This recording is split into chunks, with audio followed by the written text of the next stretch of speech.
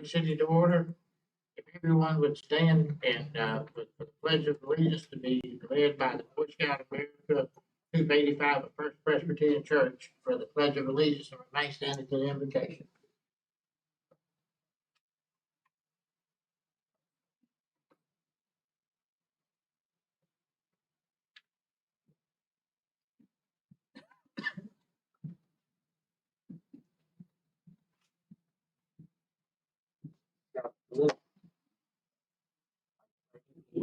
To the flag of the United States and to the republic which stands one nation, indivisible, with liberty and justice. Let us pray. Our Heavenly Father, we thank you for this opportunity to gather and conduct the business of our community.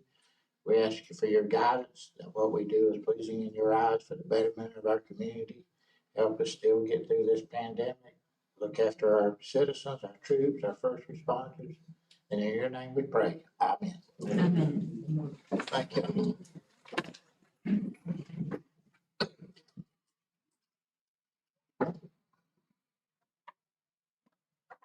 Ladies, Ms. Sykes, we call the roll. Mr. Hill? Here. Mr. Jefferson? Here. Mr. Sampson? Here. Mayor Witt? Here. Mr. Dial? Here. Mr. Coberline? Here. Chief Butler? Here. Ladies and gentlemen, the Lake City Council has opened its public meeting since 1968. The city code has prohibited any person from making personal, impertinent, or slanderous remarks or becoming boastful while addressing the city council. Yelling or making audible comments from the audience constitutes boisterous conduct. Such conduct will not be tolerated. There is only one approved manner of addressing the city council, that is to be recognized and speak from the podium. We have minutes from the January 8th special call meeting, January 18th regular session, January 19th special call meeting, January 29th special call meeting, and January 29th workshop. Mr. Mayor, I make a motion for approval of the minutes. Second. First and second to approve the minutes published, all in favor say aye. Aye. Next is approval of the agenda.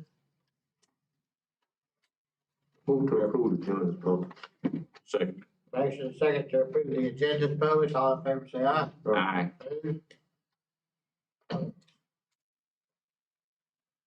Okay, next we have introduction of new human resource director by Mr. Paul Alex, city manager. Good. Thank you, Mayor. Yes, I'd like to introduce the City of Lake City's new HR director, Mr. Hubert Collins. He actually started last Monday, so he's already got a week under his belt. And we're very happy and very proud to have Mr. Collins here. And we welcome him, and I'd like for him to come up and introduce himself to the council and the public.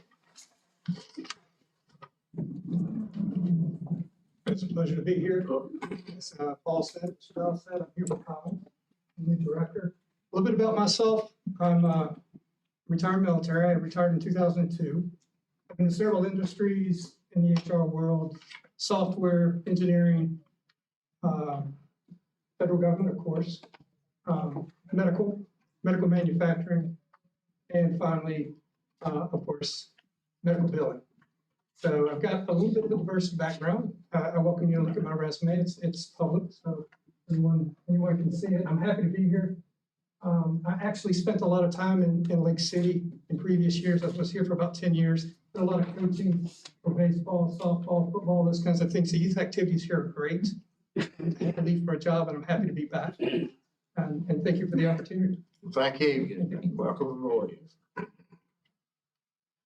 Okay, I'd like to welcome our Troop 85. The City of Lake City welcomes Boy Scout America Troop 85 at First Presbyterian Church. Troop 85, established in 1923 and later officially chartered by the late Ed Montgomery Sr., has produced numerous business, government, high horses, leaders through the century. Through the Boy Scout model of youth leading youth, more than 150 young men have earned the Eagle Scout rank with Troop 85. Tonight, the boys are attending the city council meeting to satisfy one of the requirements for their citizenship in the community, merit badge. Citizenship is prioritized in scouting as the citizenship merit badges are required for Eagle Scout rank. Boys are required to listen to issues being discussed tonight, pick an issue, and then debate that issue among themselves at their next troop meeting. They will now come forward and recite their oaths.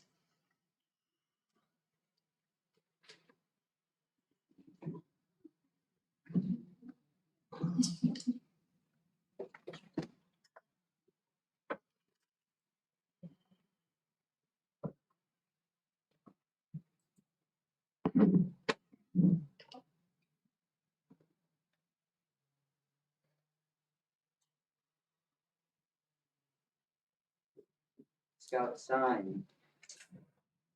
On my honor, I will do my best to do my duty to my country, to obey tell the people of US.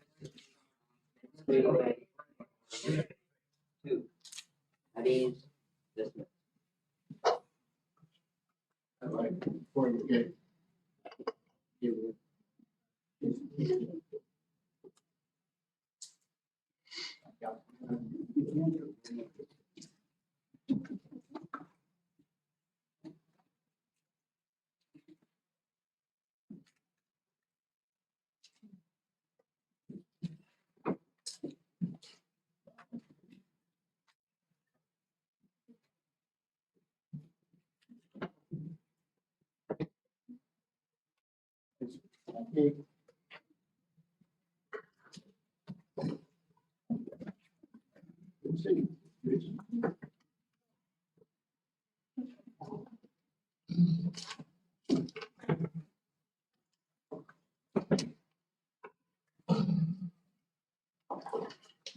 Okay, persons wishing to address council, have Mr. Warren signed up.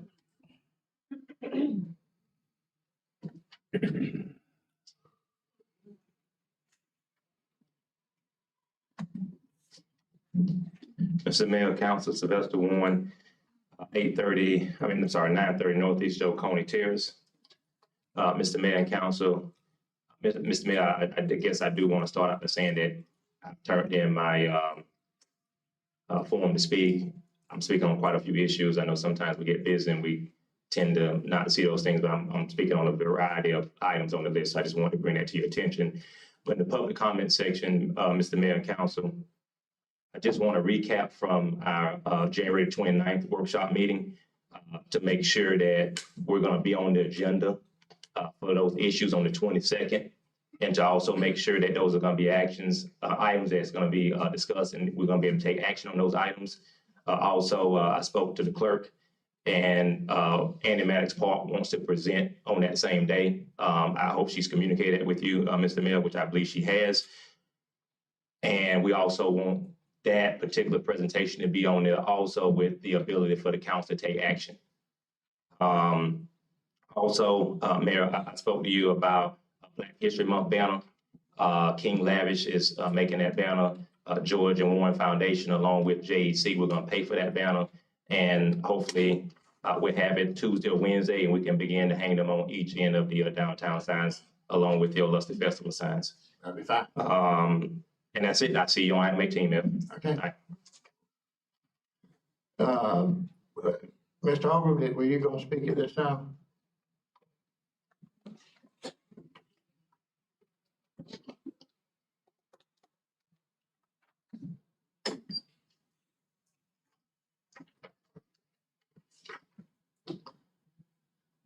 Sean Holmgren, 240 Northeast Laguna Drive.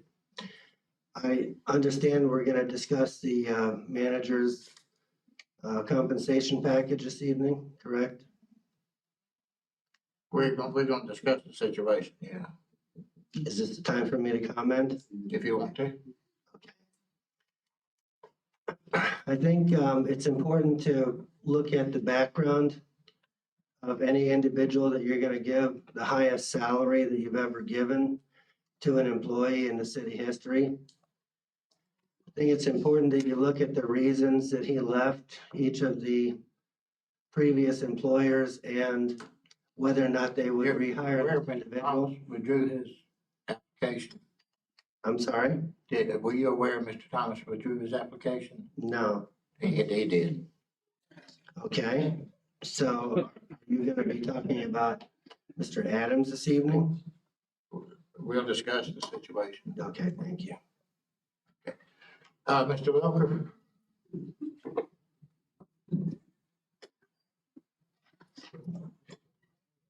Thank you very much, Your Honor. Stu Oak, the Columbia County Observer. I hope, my understanding is Mr. Adams has already got another job lined up, so there's not much to discuss with him.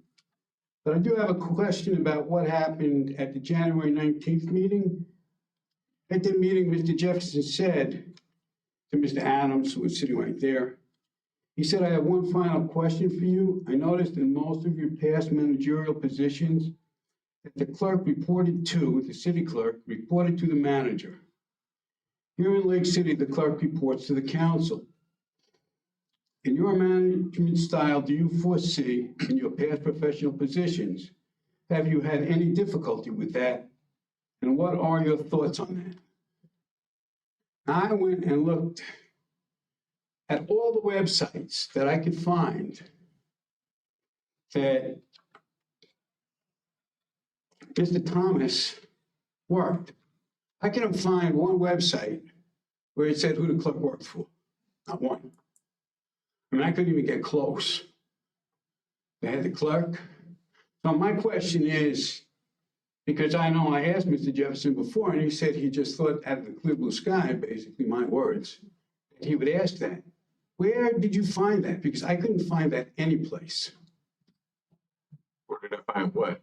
That where the places that the candidate, Mr. Adams, worked, the municipalities, that the clerk reported directly to the city manager. I didn't see that anywhere.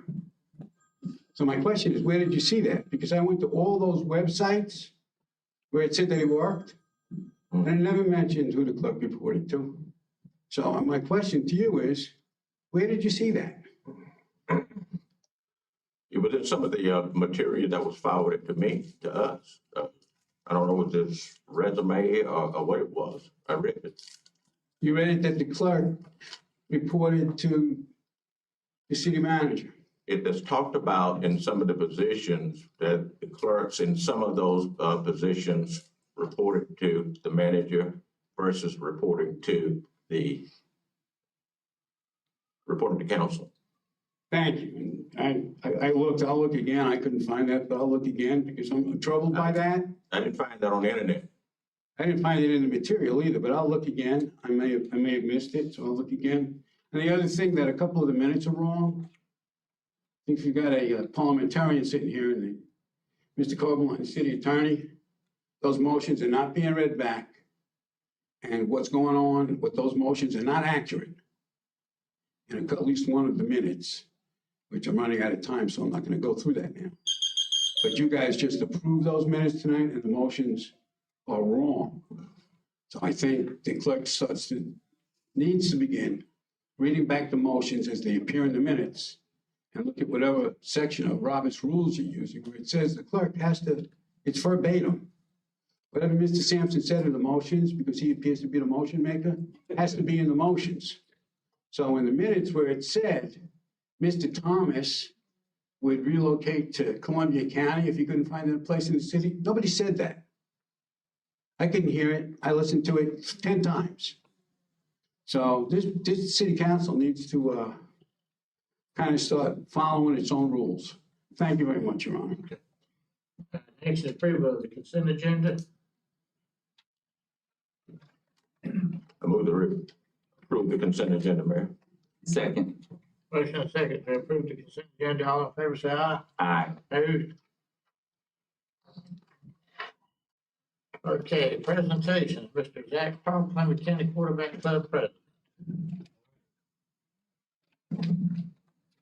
Good evening, Mayor, Council, City Attorney, Good evening. City Manager. My name is Zach Paul, 332 Southwest Stone Ridge Drive. First of all, thank you for allowing me to come in tonight. On behalf of the CHS Quarterback Club, I sent a sponsorship letter into Ms. Audra 3 weeks back, so I'm pretty sure you all should have had the opportunity to see it. So I save some time by not going through and reading it, so I just get straight down to the point. That's okay with you. Okay, so, as you know that, we did have a coaching change right before the season started this past year. Mr. Allen resigned and then Mr. Jackson come in and took over. So, in an effort to build morale, boost the morale of these kids and try to motivate these kids and keep these kids engaged in playing football, we're trying to go out and seek partnerships and sponsorships to purchase new equipment and uniforms for these students. This helmet right here is called the Rydell Speed Flex. Out of 23 helmets, this helmet is the safest helmet. It reduces concussions by almost, I think, up to like 40, 50%, better than the other helmets. So this is the helmet that we currently have out there right now. And so we do have a couple of the speed helmets, but the Speed Flex is the best. And so as we get those speed helmets, as they get old enough, we're replacing them with the Speed Flex. So that way all the kids will have the Speed Flex helmet. So based on the cost that's associated with these helmets, they cost about $19,650, somewhere like that. That's for 60 helmets. We only chose 60 because even though we dress out 100 kids, a lot of times when you make the playoffs, you can only take 60. And so therefore, the call was to make 60. We also have uniforms that we're trying to go out and purchase as well. Those uniforms are gonna cost about $15,000 for the uniforms. But tonight I'm only asking to see if the council be willing to partner up in sponsorship the helmets. Now I do have some options that we can break this down. I know in the packet if you want to just purchase the helmets, you can do it over the course of 2 years, 3 years, whatever you like to do. You can do 4 years if you like to. If it's only $20,000 if you like to do it. I'd like for you to do it if you don't mind, but I know that's up to you all. But I'm here tonight to just see what we can do, what kind of partnership we can form. In lieu of it, you do have the based off the packet, what you'll receive in return for your sponsorship. You will get a helmet signed by all the coaching staff and maybe some of the players. And then you'll be able to keep this helmet on display up here in the city as a token of our appreciation for your sponsorship and partnership. That's all I have. Okay, thank you. Mr. Zach, Mr. Polk, those helmets, again, I don't know what the city can do, but I'm quite sure we'll be able to help assist in some type of in some type of way. Okay. So just stay in touch with us. Okay, I appreciate it. Yeah, again, so the way you pay for these is we have 2 years to pay for them. So that's why I was saying if you wanted to enter in a partnership, if you want to take a larger portion of it and just split it in 2 years, be more than welcome to do that. Just let me know so that way I can make sure I let the quarterback club know, and so that way we can mark that amount off. Appreciate the comment. We'll look into it, see what we can do. Maybe we can do something with some of the funds we have. Okay, thank you so much. Thank you. All right. Okay, next is Mr. Tim Norman of Howard Associates. Good evening, Tim Norman, Midtower and Associates. Here with Greg Lang from our office. Talk to you about the city's wastewater treatment and effluent disposal situation. I'm sure you're probably aware the city has 2 wastewater plants, your St. Margaret's and Kicklighter plants. They're both rated for 3 million gallons a day. Unfortunately, as far as effluent disposal, you've really only got about 3 million gallons a day. So you've got twice the treatment capacity that you do disposal capacity. You've got a combination of infiltrative wetlands and a couple spray fields. Also got Tice Farm, which is a farm that's got some agricultural use, not currently sending any effluent there just because it takes extra sampling and monitoring to use that site. You've also got Amelia Landing, which is 194,000 gallons a day, but there's not a reclaimed water main run to that site yet. So effectively, you've got about 3 million gallons, about half of what your treatment capacity is. Right now, between the 2 plants, your flows are approaching that 3 million gallons a day. So you're starting to quickly running out of effluent disposal capacity. And so the city is also under administrative order AO 227NE, which states that you have to achieve a total nitrogen limit in your effluent of 3 milligrams per liter or less. And this is because you're in the Santa Fe Basin Management Action Plan. That administrative order gives you some timeframes in which to achieve that. Now, you've got till September 1st, 2025, which is over 3.5 years away, which sounds like a long time, but to get funding, design, construct, that takes years to make that happen. So something the city needs to be looking at very seriously at this point. Fortunately, with your infiltrative wetland, that's been very effective at achieving advanced waste treatment limits. You're typically getting less than a 1 out of that wetland. But the wetland is limited hydraulically. If we put water into that, we only get about 1.5 million soaks into the ground. Another 1.5 million has to go somewhere else. So our concept, I think, is to save the city a lot of money, is to maximize the use of that existing treatment wetland. So right now, all your effluent goes to a holding pond and gets pumped out of the spray fields or into the wetland.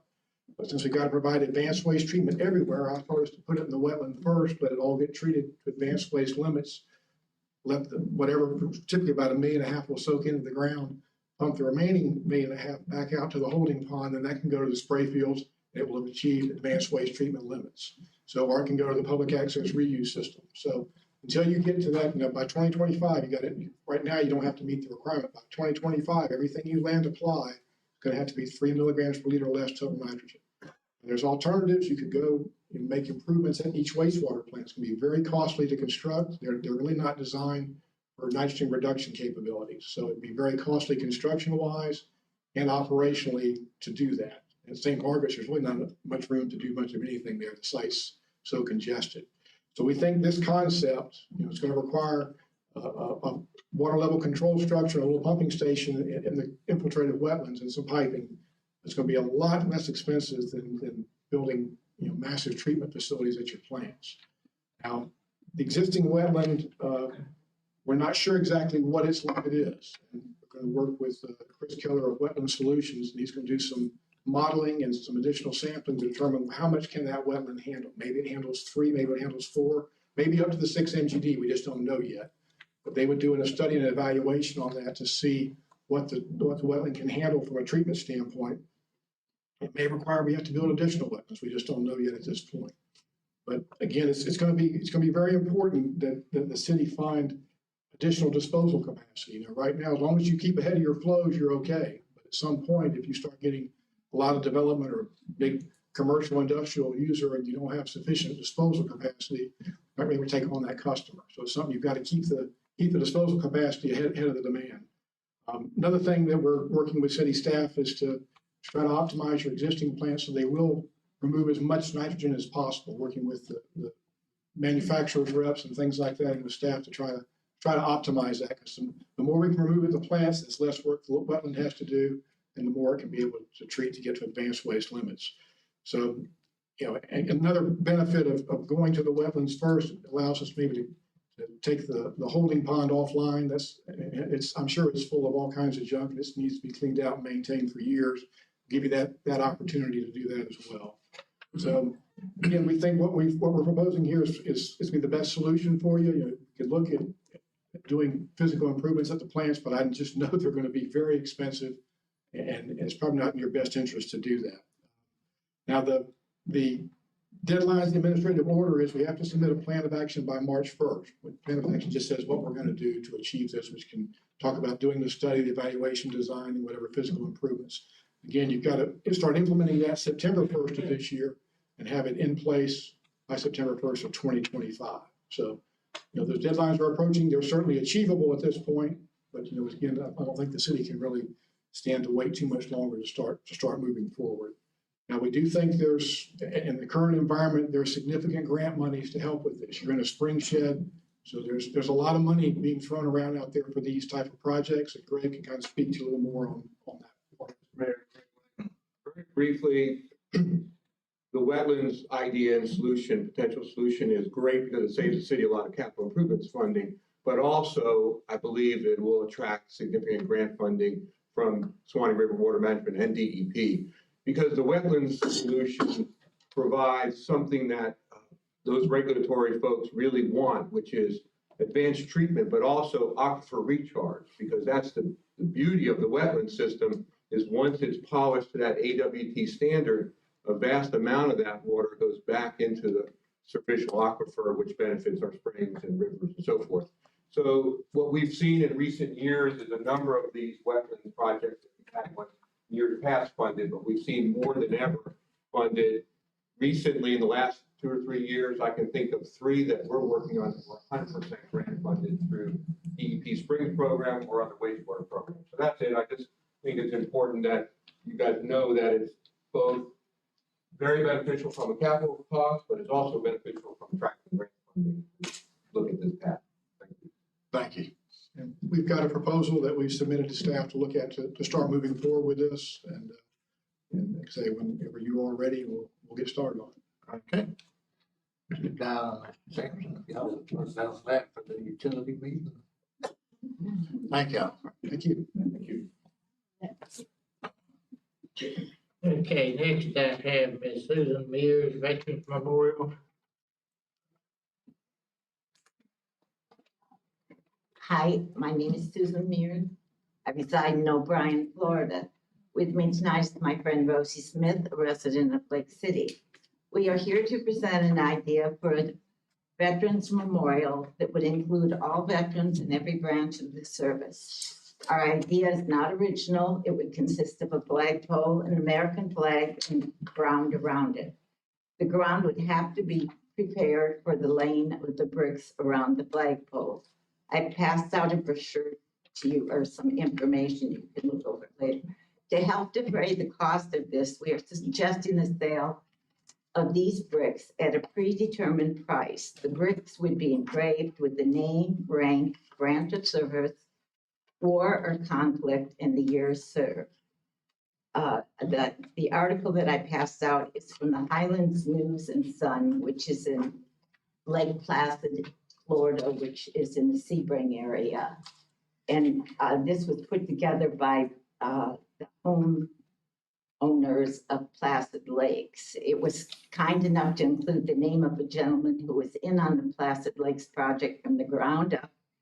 And we are sure he would be willing to answer all questions as to what this project would need to move forward. I thank you for your time. Thank you. Rosie wanted to say something. To bring it to a vote, Rosemary Smith, 221 Northwest Fedway, Lake City. To bring this to a personal level, I was married to a Vietnam veteran, since deceased. And growing up, I really didn't know anything about the war. I was very sheltered. My parents kept us away from politics and that kind of stuff. So I learned really about Vietnam in my 50s and 60s. And when I met the guys that he served with and talked about the guys that passed away during their service, 50 years later, you could still see in their eyes how it affected them. So they signed up for 2, 4, 6 years, but they really signed up for life. So it's just a way to honor the service they did that I don't think any of us really realize unless you had the benefit of listening to these guys talk. It's just amazing. And I would really like this to be taken seriously. I don't mean that you won't, but I really would like to get something done with this, if at all possible. I don't know what else to say. Thank you for your time. I appreciate it. Thank you. Okay, under old business, we have ordinance, we have opened a public hearing on city council ordinance number 2021-2196, on final reading. Mr. Caroline, would you read that by title? An ordinance of the city of Lake City, Florida, amending the text of the city of Lake City land development regulations as amended pursuant to an application LDR 21-05 by the city council, providing for amending section 4.14.3 titled Permitted Accessory Uses and Structures by revising regulations pertaining to the use of public rights of way for outdoor seating by restaurants and other businesses within the commercial central business district, providing severability, repealing all ordinances in conflict, and providing an effective date, period. Okay. Does anybody wish to speak to this ordinance? If not, We close the public hearing and move to adoption of city council ordinance 2021-2196 on final reading. Mr. Mayor, I move for the adoption of ordinance number 2021-2196 on its final reading. Second. Been a motion and a second. Any discussion? Ms. Sykes, will you call the roll, please? Mr. Jefferson, Yes. Mr. Sampson, Yes. Mr. Hill, Yes. Mayor Win. Yes. Okay, next, other items is discussion of possible action. Again, we have fire pension board, appointee vacancy we need to do.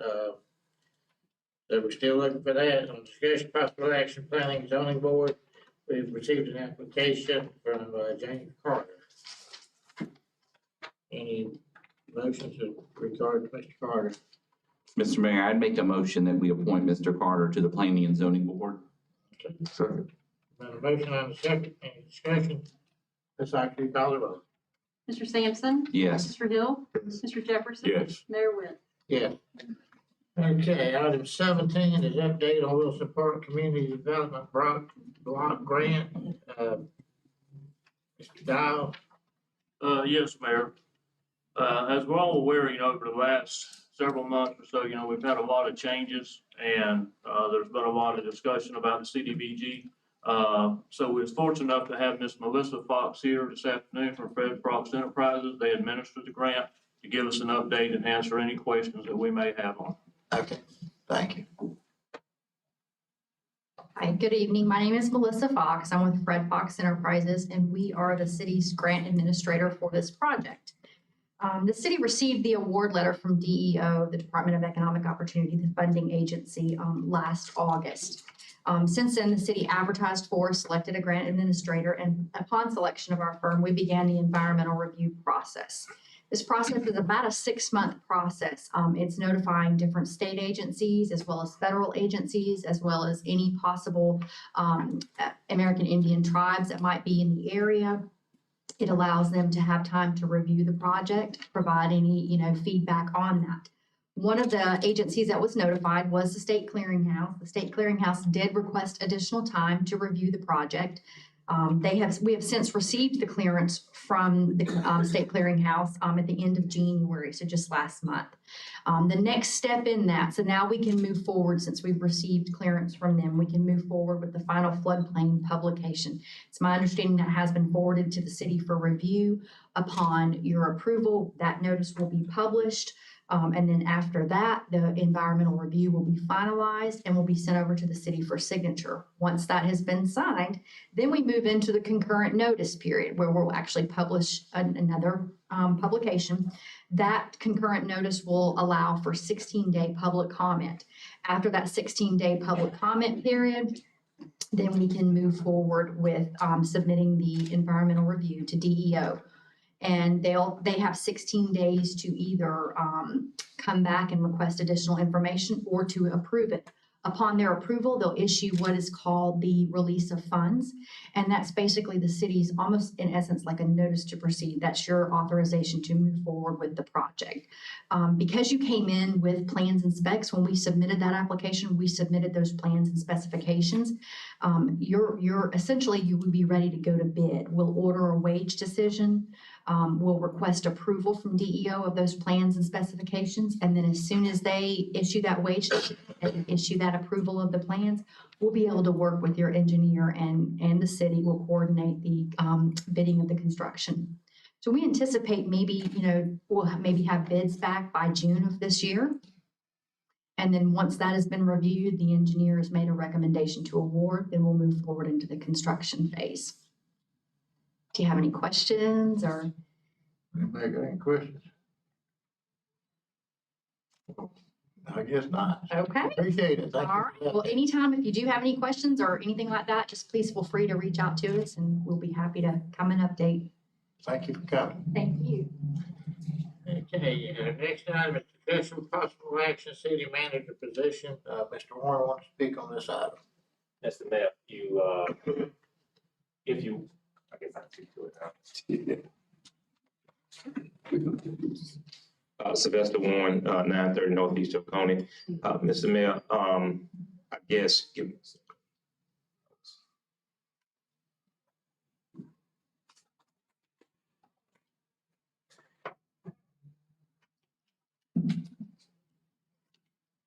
This is with the city manager, Mayor? Yes, item 18. I want to reserve my time, Mr. Mayor, for when y'all make a discussion and then let me come in the end, because y'all may say some things that may void my input. Okay. All right, thank you. Well, everybody's aware Mr. Thomas withdrew his application.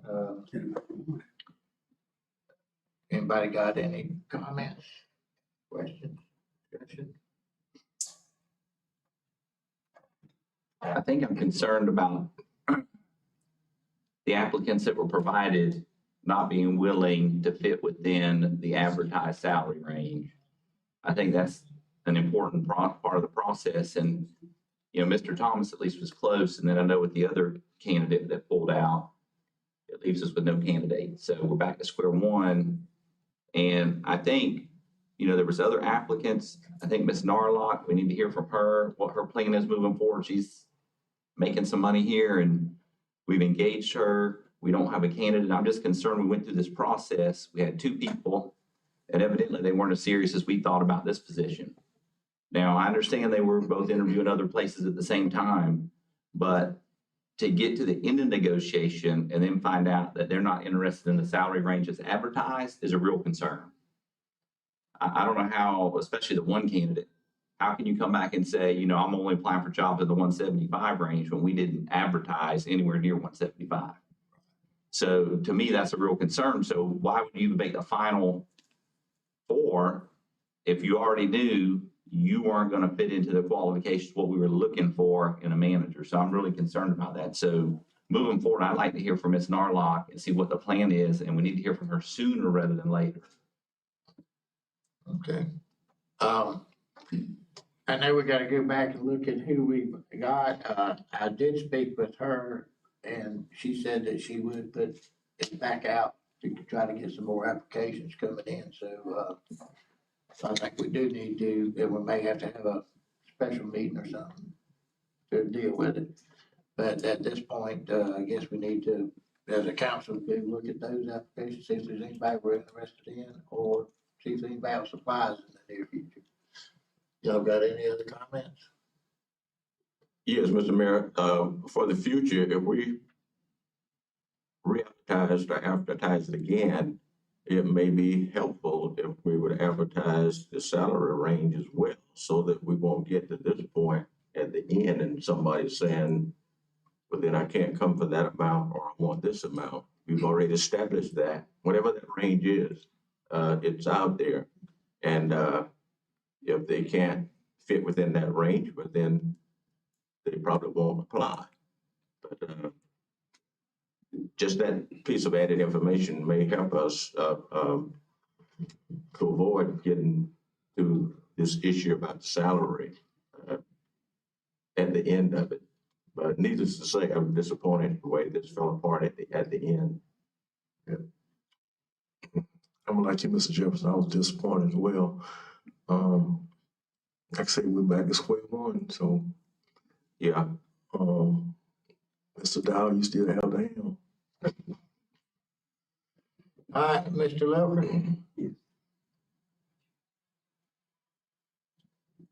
Thank you, Your Honor. I just got one question. Now that both candidates withdrew, we have the city attorney here. Does anybody know what Ms. Norlock's contract says? How many bites at the apple she gets, or whether you can go out and get another headhunter? Or can she try 3 times until you get one? Clearly somebody must know what a contract says, being we walked into the meeting with nobody knowing that everybody knowing we didn't have a city manager on tap. My understanding is she's gonna continue trying to find somebody, and Does the contract gives the city the opportunity to find another headhunter? Does anybody know? I don't, well, I'm not in that position. I'd rather her continue with the contract she got. Yeah, but I'm just asking if anybody knows what the contract says. I didn't look at it today. Fred? City attorney, maybe he I knows. would doubt that a contract, well, I don't know that for a fact, but I don't think I would go along with a contract that locks you in and say that you can't go for another headhunter if the board wanted to. I don't know what it says. I'm just curious to know. I mean, you guys are all here to discuss this tonight, but nobody knows what's in a contract, that's all. Well, Including the city attorney, apparently. Well, I mean, it's nothing that I thought was gonna come up tonight as far as changing ahead, Thank you very much, Your Honor. okay. Mr. Warren, did you want to speak?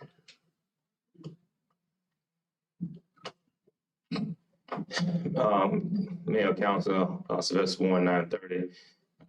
Sometimes it gets so embarrassing to be a city resident with this board lacking a certain amount of wisdom, a certain amount of foresight, and being so reactive and not proactive when it comes to this. It was plenty of time, it was plenty of notice. 1 minute y'all were hell bent on neck break speed, finding a city manager.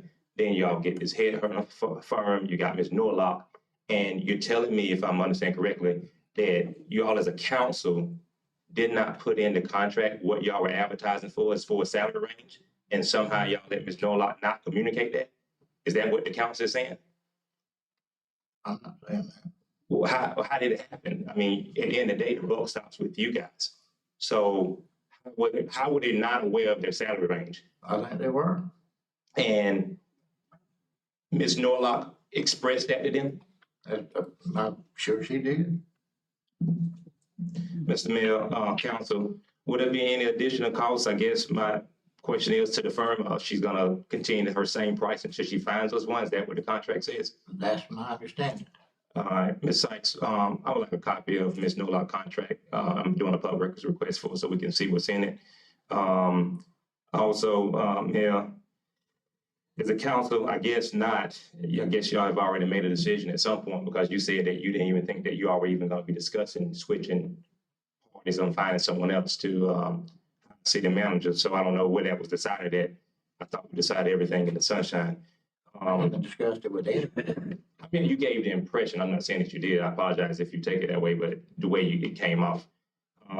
So, Mr. Mayor, you're not willing to find another firm or another method and find a city manager because this one don't seem to be working. I think there were some complaints going forward from the community with Ms. Norlock leading the whole pack, the council sitting back dormant.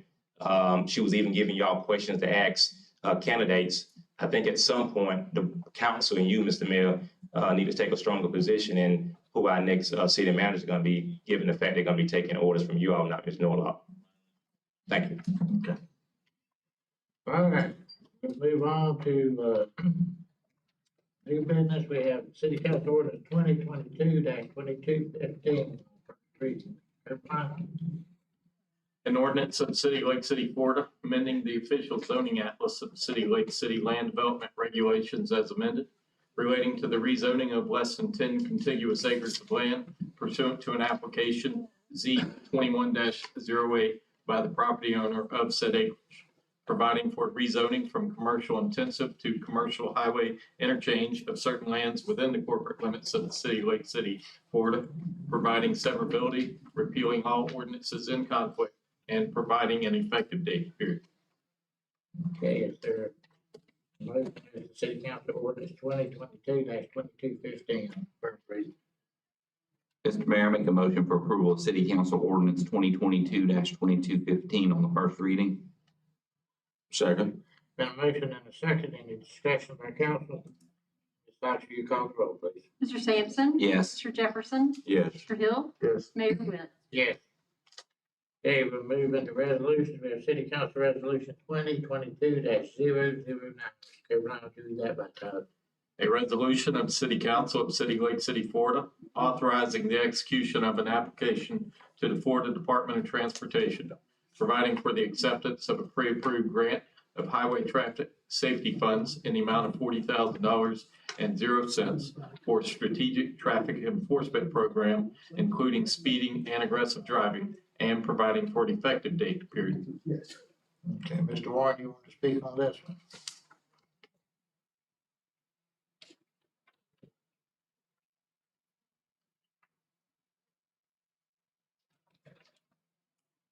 Mr. Mayor, Sylvester Warren, 930 Northeast Oconee. These funds are the funds that was requested potentially by Chief Butler to get some money in to do some patrolling and some other things. I think 2021 and maybe even 23 may be a part of his ask. Is that correct? That's correct. Could you have on each one of these, and it can save me some time coming up on 2021 and 23, could you have Mr. Chief Butler to come up and explain what these grants are for, what he's going to be using them for, so that the public can be aware of it? Also, Mr. Mayor and Council, I just want to make sure that if we're getting these grants, that they're used for the intended purpose of doing the work in which the grants is for. I'm always concerned that you use these grants, you get extra manpower in certain communities, and it becomes more of a presence, more of a profiling thing than a presence in actually doing what the grant requires you to do. So I just want to hear from the chief, make sure that we understand what the grant is for. We're going to use it for that purpose, and that nobody won't be harassed in using these grants. Thank you. Chief, do you mind speaking to the grants? There he goes. He's outside the door. Oh, is he? We can keep moving. We can come back to him. He's got like 3, man. I'm not stuck on that. Too bad.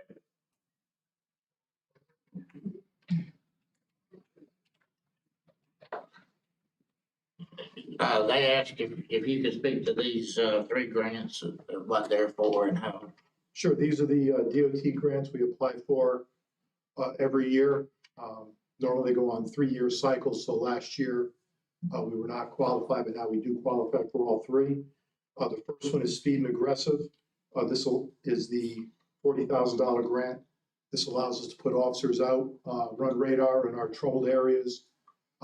We work with the DOT and the FHP for our dangerous intersections on 90 in different areas of the city, and allows us to put officers out there on overtime. The next one is the Impaired Driving, the DUI grant. It allows us to set up, we have to do 2 checkpoints a year. We also put out patrols for impaired driving, and that would be the $30,000 grant. The final grant is our Ocular Protection. Basically, that is the seatbelt enforcement. Lake City, historically, we score very poorly for cities our size for people complying with the seatbelt regulations. So this is used for both education. You'll see the officers at intersections handing out pamphlets, reminding people and warning them, and also for enforcement. So those are the 3 grants. It is all overtime for the officers, and there's no cost matching. So we get the funds directly from DOT.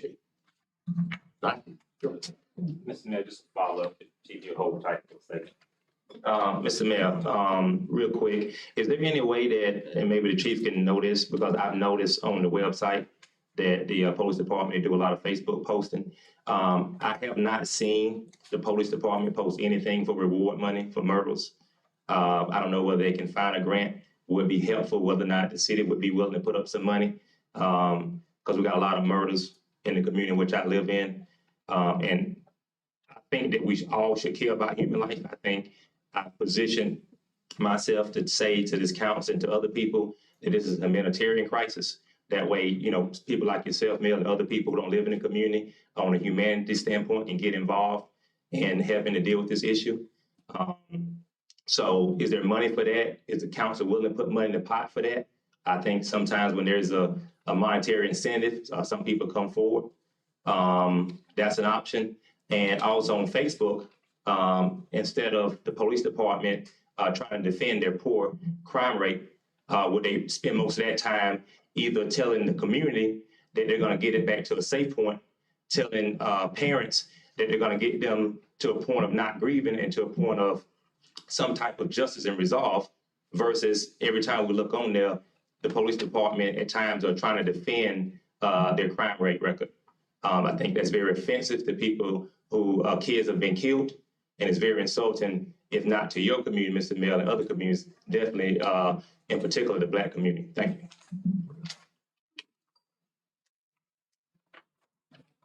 As far as any funding that would be used for a reward for any information, we do have Crime Stoppers of Columbia County. I'd be more than willing to take any funding that comes from any source and put rewards for any information leading to arrest or conviction. I've been working with Sheriff Hunter. I've also met with State's Attorney on some of the unsolveds. Actually, the State's Attorney has been very hopeful getting FDLE to speed up the processing of some of the evidence from some of our crimes. We do actively work them. The video that we put out is not meant to defer or minimize the crimes anywhere in the city. That's the video we've been using for 4 years whenever the, I believe it's Road Snacks, puts out that Lake City is one of the most dangerous cities in the country. This is a video we did explaining how that is not accurate using the numbers. Part of that is because businesses and other individuals who might want to come into the city look at that. So we put that up there. We're not trying to minimize what is going on in any of the communities. And we are actively looking to do whatever we can to solve any of our unsolved homicides. Actually, our detectives are meeting with state's attorney today, going over some evidence that we just got from FDLE, which hopefully we can move forward on a couple of the cases. But I can't go into any more detail on that. Thank you. Thank you. Okay, City Council Resolution 2022-009, is there a motion?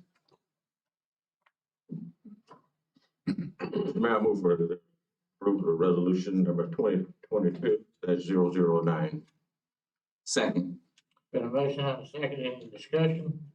Ms. Sykes, will you call the roll? Mr. Jefferson? Yes. Mr. Sampson? Yes. Mr. Hill? Yes. Mayor Whit? Yes.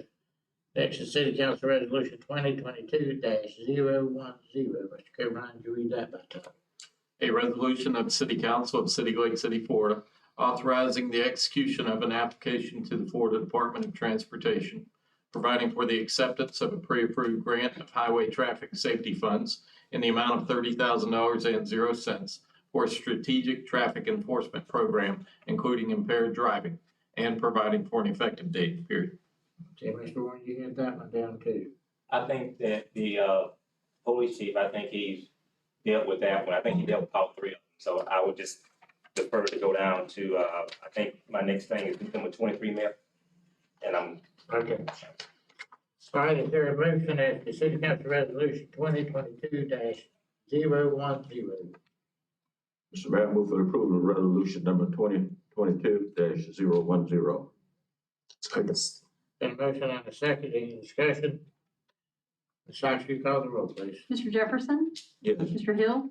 Yes. Mr. Sampson? Yes. Mayor Whit? Yes. Okay, next is City Council Resolution 2022-011. Mr. Coburn, you read that by title. A resolution of the City Council of City Lake City, Florida, authorizing the execution of the design build amendment to the contract with Ulrich Construction Incorporated, providing for the design and construction of a second fire station, providing for a contractual guaranteed maximum price of $2,747,429.00, and providing for an effective date, period. Is there a motion as to City Council Resolution 2022-011?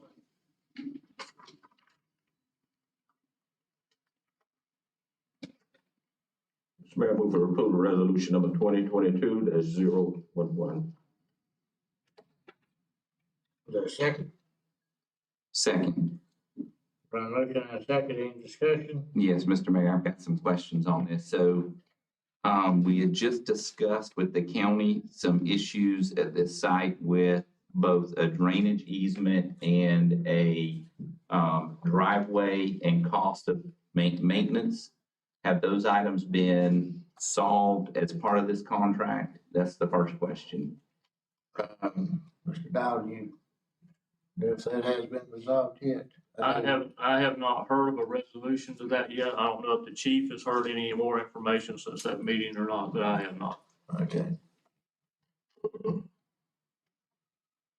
think that they asked for council to get together and work on that, or the two attorneys to address that Right. situation. I haven't heard anything on that. Have any of y'all heard anything? We have not. We didn't. That wasn't ever brought up in the original contract or discussion with the county at all. So we can address that. The plan is, I believe, to correct me if I'm wrong. Are we tearing that whole driveway out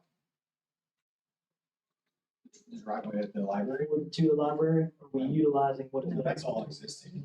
So it's existing, which has been there 20 years or more. So whatever we need to work out in maintenance. So that one's staying, and then we're building another new one in addition to. We're building an exit. An exit. So it's gonna be a drive-through bay. Yeah. So the light trucks, empty trucks pull in on the existing, and the heavy trucks with the water going out and the new one. Is that Essentially, it just depends on what type of call they go on. If it's a medical call, it's not gonna be in. Right, returns. right, So right? Because I know the real concern is that existing one, I think, you know, from the perspective of what is the weight on that road gonna do? What's the cost gonna be? So that was one of the main questions. So that answers that. So I guess we need to work on that solution with the county as we move forward. Will that delay the construction timeframe or any of this building process or? No, sir, that shouldn't, we're not tearing that out at all. Our site is next to that, so it shouldn't affect anything. And as far as like the easement for the drainage to go into there, I think that's just a matter of wording, because they've already agreed to it, that there's enough drainage, there's enough retention there to utilize, and that we're not changing anything on the use of the property. So it's the same amount of water is going to that retention area. Mr. Sampson, Mr. Dial and Mr. Kraus of the county have been in communication about this. I don't know if a date has been, I believe I saw a date floated around for the administrations to meet. But the issues about the permitting and the easements were raised prior to the last time you heard them spoken to. I don't remember when that was, but I recall it also. Section 2 of the resolution does not allow the mayor to sign until the city administration approves the easements and any permitting to their satisfaction. So the mayor won't be authorized to sign until the administration gives the okay there. As far as the construction schedules, of course, we don't know when the issues will be rectified, but when we refer to the city administration, that includes the engineers and architects on board, as well as the two administrations. thank you. Okay. Thank you. Yes, sir. Ms. Shack, please call the roll, please. Mr. Jefferson? Yes. Mr. Sampson? Yes, Mr. Hill? Yes. Mayor Webb? Yes. Okay, next is City Council Resolution 2022-1012. Read that by time.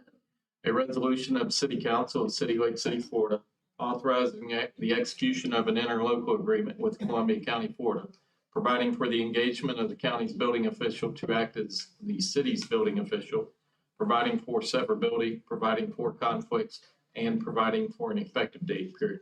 Mr. Moore. Mr. Mayor, Council Sylvester Warren, 930 Northeast Oconee. I think that when this was first brought up and on several occasions, I think I've expressed how I felt about the city giving away our building department, be it temporarily, be it on an interim basis, to the county. I'm not opposed to the county helping us. I mean, we appreciate them doing the heavy lifting, but I continue to say that it's the council's fault that we're in this position. It was 3 years ago that I stood to this podium and I told this council, it may not look identical, maybe with the exception of Mr. Sampson not being here, but I begged this council to adopt the provisional program. I continue to say that we need to continue to advertise for this position. I don't know what's wrong with the thinking of the council and administration to think that the provisional program is not a good program. Maybe it's because of who it's coming from. But if you go look over on the county side, the county has been very successful, Mr. Mayor and Council, because they've used the provisional program.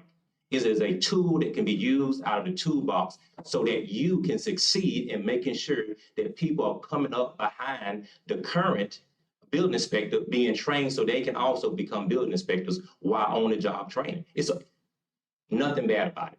Even though it's coming from Sylvester, nothing bad about it. It's a tool that would help the city, would have helped the city, and the city would not have had to give that service over to the county if the city would have used it years ago. And even in a county commissioner meeting, though we don't normally say good things about each other, Commissioner Murphy agreed.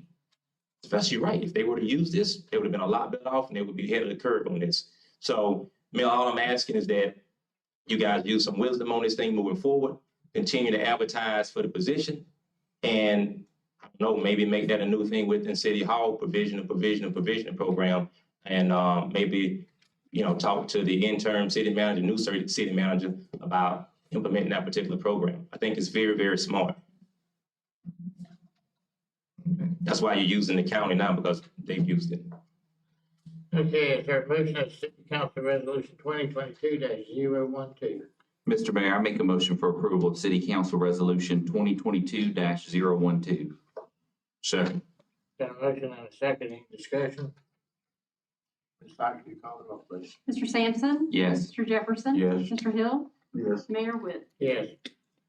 Item 24, City Council Resolution 2022-014. Mr. Caroline, would you read that by title?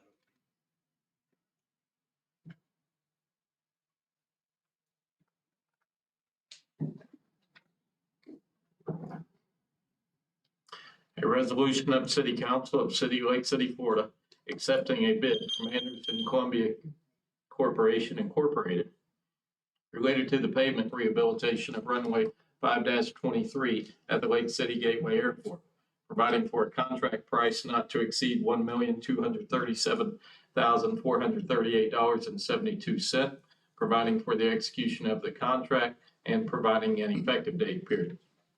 Is there a motion of the City Council Resolution 2022-014?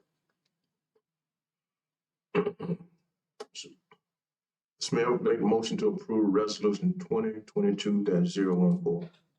Second. Got a motion and a second, any discussion? Ms. Sykes, will you call the roll, please? Mr. Hill? Yes. Mr. Jefferson? Yes. Mr. Sampson? Yes. Mayor Witt? Yes. Next, the City Council Resolution number 2022-015. Read that by title.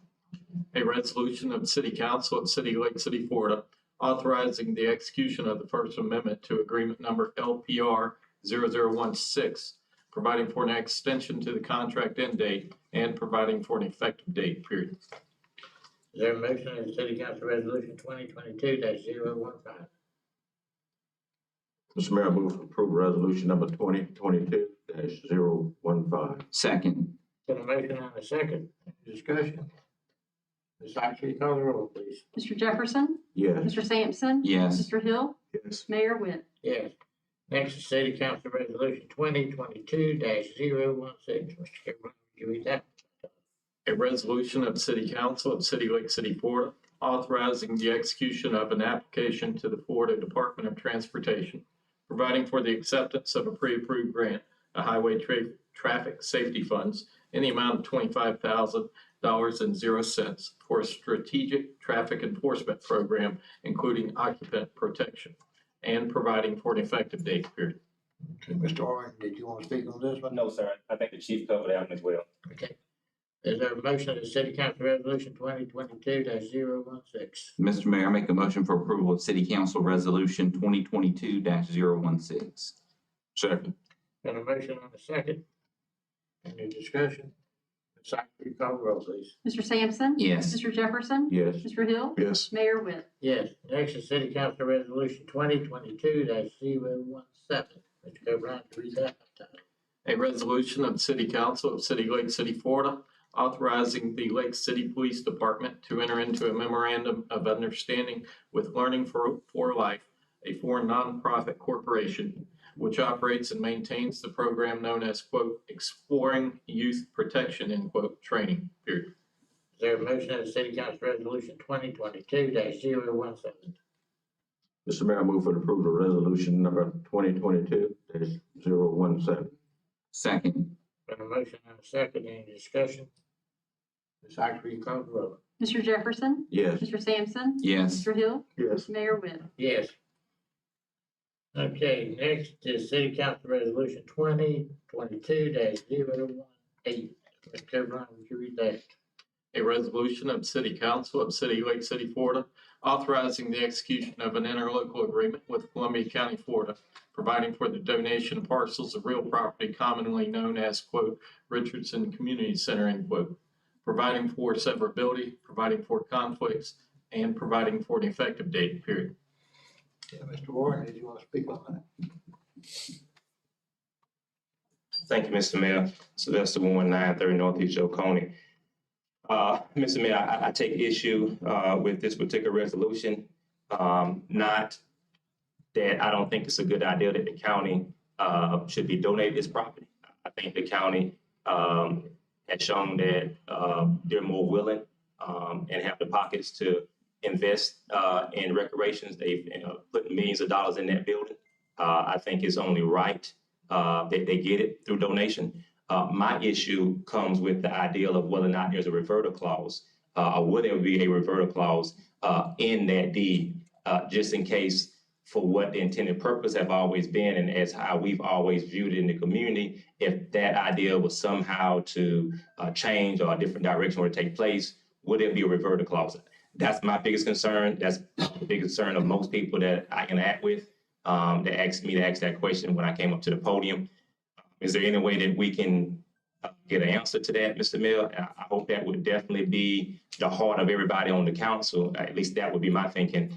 And also, Mr. Mayor, for the life of me, it's so amazing how council, yourself, and administration, when it comes about grants being updated and talked about and discussed, for some reason, certain grants, depending on where they're at, and especially this grant as it relates to Richardson Community Center, crickets. Do we have an update on that? Is somebody here to explain about that grant? But I guess first, are we gonna put a reverter clause in here, Mr. Mayor, and where we're on this grant? Okay, Mr. Dowd, you knew. Yes, as of Friday, when we called and checked on it, the grant is still out there. It has not been awarded. It has not been declined. It's still being considered. That was what we were told Friday. I am in favor of reverter clause. Mr. Mayor, so in the resolution, it actually mentions in there that the property is to be held in perpetuity to be improved and preserved for public and governmental purposes. So I don't know how that translates into the deed itself, but it sounds to me like there's some guardrails on that already. It's important that it's in the contract, the reverter clause is in there, Mayor. Go ahead, I'm sorry, Mr. Turner, I think you were about to speak. Mr. Sampson, Mayor, there is a reversionary provision in the agreement itself.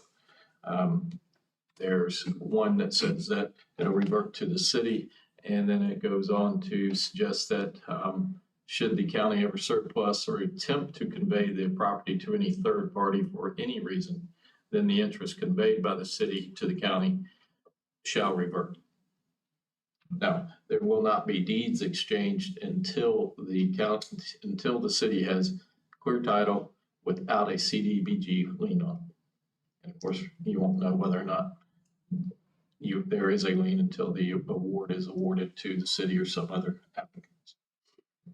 Mr. Mayor, how long will we know something? How long will we linger giving this building to the county? Because I'm quite sure that if we're gonna give it to the county, they're the investors in the building. They may have plans. There's a wing that's available, that some good things can be done down in the community, but the longer we hold it hostage with a potential grant that may or may not happen, or we don't get any clarity on where we're at with the grant, you hamstring the county from getting the property. You also further hamstring the county from being able to present that what we call the education wing building to people that can make a difference in that community.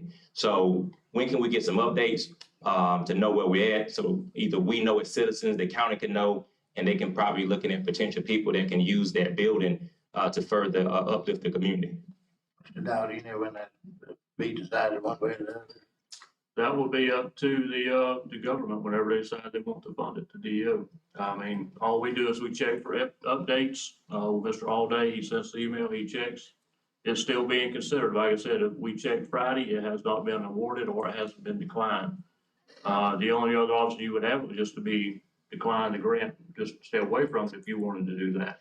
But it has not been awarded or declined as of this moment. Mr. Mayor, at some point, I'm gonna be coming before the council. At some point, if it becomes a lengthy thing where we can't get any communication as to where we at, abandon the grant, give the property on over to the county. They got millions of dollars in it so that the county can move forward with some things in the community. Thank you. All right, sir, motion is City Council Resolution 2022-018. Mr. Mayor, I move for approval of resolution number 2022-018. Second. Motion and a second, any discussion? Yeah, Mr. Mayor, so I have some discussion on this. We just had our second hearing on this block grant, I believe, in October. So we're not that far into the process time-wise. I think the county, what they were looking for from discussions with them, I think is a commitment that we're going to move forward. I don't think anything we're doing here is going to delay any investment they're going to make. First and foremost, secondarily, I would not move to abandon that grant at any point until I would make them turn us down, because we really need the upgrades that are gonna help that community with the funds on the roads and the different things that we're doing. So I just wanted to mention that we are still early in this grant process. Some of it was delayed due to COVID and the timing of getting that second piece of it from all day in that group and having that second hearing in October. But I think we're on pace. So hopefully we'll get a positive answer. I mean, they did a site visit, I believe, didn't they, Paul? Yes. So a site visit normally with this type of grant is a good indicator you're going to get the grant. So hopefully it holds true. I mean, I wish we could control the speed of the government, but unfortunately we can't do that. So I think this resolution moving forward gives the county impetus that we're serious, we're ready to move forward, and they can do whatever they want to do out there. I mean, they've spent several $1 million already in the state of this thing currently, so I don't think this will hold them up at all.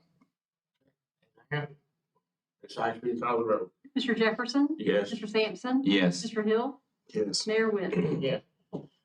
Okay, item 29, City Council Resolution 2022-019. Mr. Kirkland, would you read that? A resolution of the City Council of the City of Lake City, Florida, appointing Paul Dow as the Land Development Regulations Administrator and providing for an effective date period. Mr. Horn, you want to speak on this? I do, Mr. Mayor.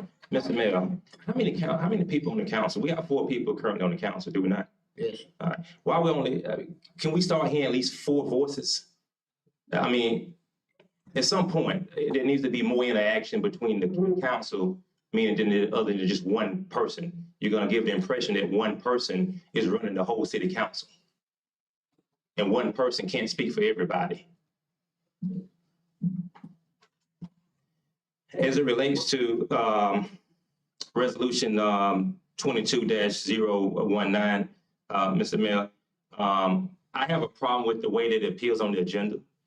It says that we're appointing Paul Dow, but the supporting doc says an interim basis. I don't have a problem with it being either way. I just kind of want to know, is Paul going to be in his position permanently? Because if you read the supporting documentation, it says that you guys are currently looking for somebody, and it's going to be an interim thing in the supporting documentations. So is Paul going to do this on an interim basis, or this is going to be Paul's full-time thing? That would be as long as we want him to do it. So who was doing this originally? So originally Dave was signing off on everything. Dave Young. Dave Young. Say that. All right, is there a motion that City Council Resolution 2022-019? Mr. Mayor, I move for approval resolution number 2022-019. Second. A motion and a second, any discussion? Ms. Sykes, please call the roll. Mr. Jefferson? Yes. Mr. Sampson? Yes. Mr. Hill? Yes. Mayor Whit? Yes. Okay, other items, discussion, possible action, police officer pension board appointee, David Adel resigned, and says there's a vacancy there, so we need to find some, members.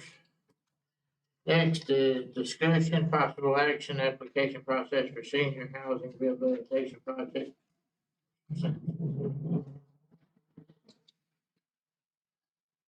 So one of the things I'd like to do is see an application brought forward. I think we had talked about using the HUD 1003 at the workshop we had.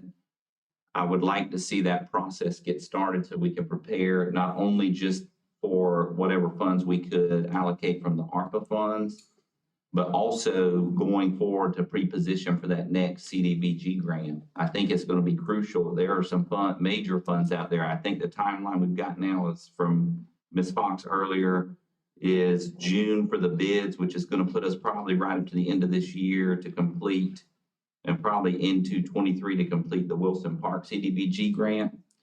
So I think if we go ahead and get the application process started and start vetting, it's going to put us to the front for that next bit of funding. I don't know that we have an exact number in mind, and I think maybe the applications will tell us what we need to do funding wise. And I think next meeting, we're going to have a little bit more clarity on what we're doing from what we talked about at the workshop. So I think that's probably a better time to discuss a number. But I would like to see administration go ahead and get started with an application process, have it prepared so that we can go ahead and start soliciting and getting applications for people that are interested to see what the communities feel it's on it. I agree that we need to find out what the need is, and we need, if that form is appropriate, that we get the information we need and can be fair to everybody. I think that's the way to go. We don't have to reinvent the wheel. We could actually, take the idea of how the county does it, and so to speak. But I think the prepared piece is crucial, because even with the bucket of funds we have, it's not going to meet a certain need. We're going to need more funds.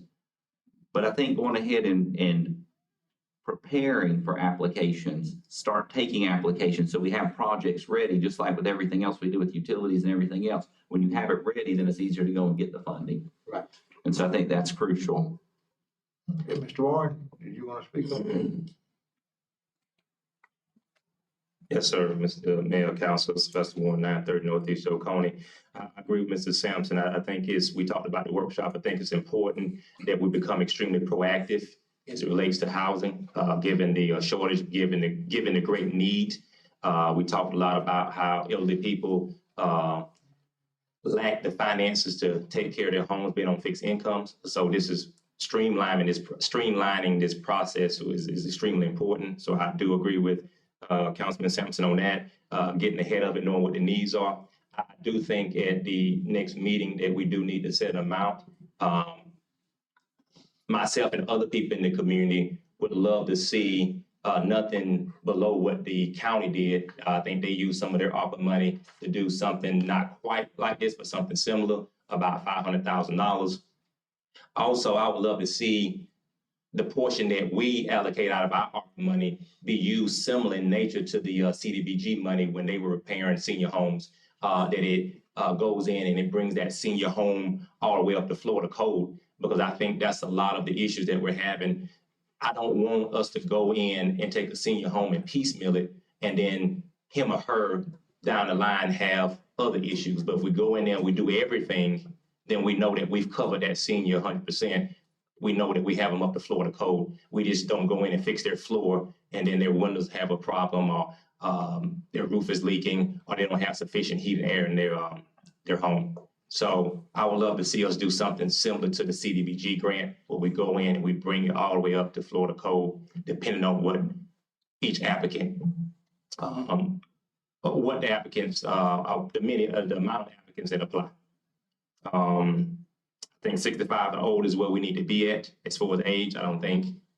I think we need to stay with that age and make sure that, and I think that's something that's going to work itself out, that the actual profit is in the name of that senior. I think that's extremely important. I think the HUD form that Councilman Sampson is speaking of, correct me if I'm wrong, Councilman Sampson, but it's going to already make sure that it generates the financial threshold that each household need to be, depending on the amount of people that's occupying that household. So that would cover all of that. Thank you, ma'am. I totally agree. Do we need a motion on that, or just? I think we need to, at the next meeting, there's going to be several funding things, I believe, from that. That's what I heard earlier. So I think at the next meeting, it should be on the agenda. Okay, part of my administration done. There's a meeting Tuesday, February 8th with the game commission on the lake repair replacement that they're putting forward. Yes, ma'am. Any other comments from council? Yes, Mayor. Mayor, Zach Paul, 332 Southwest Stonebridge Drive. I don't recall if I asked, requested to make my action item at the next on the next agenda. If you don't mind, please make. Okay, thank you so much. Hey, Mr. Mayor, I have a question for Mr. Paul. Okay, so part of the quarterback club, right? Yes. So I have a question for you. So we're about to invest a little bit in Memorial Stadium and get it up to code.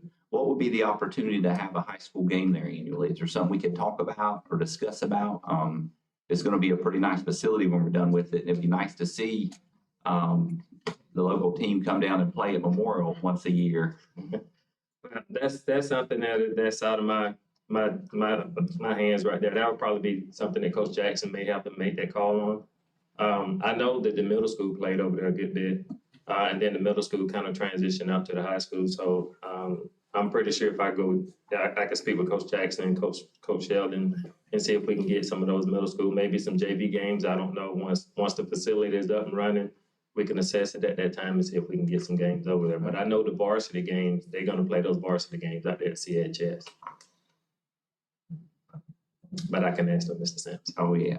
Thank you, thank you. Thank you so much. Okay, with that, yes, Mayor, are we having a special meeting concerning the city manager position? not at this time that I'm aware of, because I think we need to figure out what we're doing, and maybe we can, look at it, if anybody needs one, get with Ms. Sykes, and we'll call a meeting if needed. We need to be clear in that I know Ms. Narlock has emailed, and I've received at least one email saying that she would be in touch concerning the next steps, and she gave an update on Mr. Adams' availability. The agreement that Ms. Sykes sent to my office this morning says that she will fill the city manager position. So whether the council, I did hear about terminating that agreement, but I don't know who made that comment. It's certainly not an action item. But the services to be provided are to fill the position, so it's unfilled, and she has stated that she would be in touch with you all to discuss the next steps.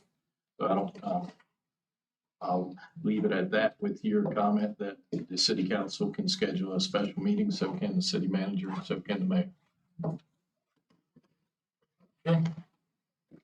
All right, with that, we are.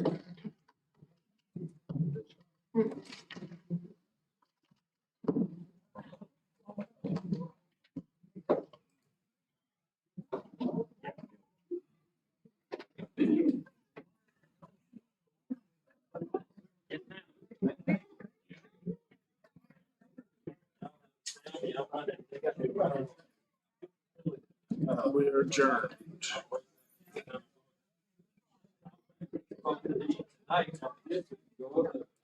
And we're done.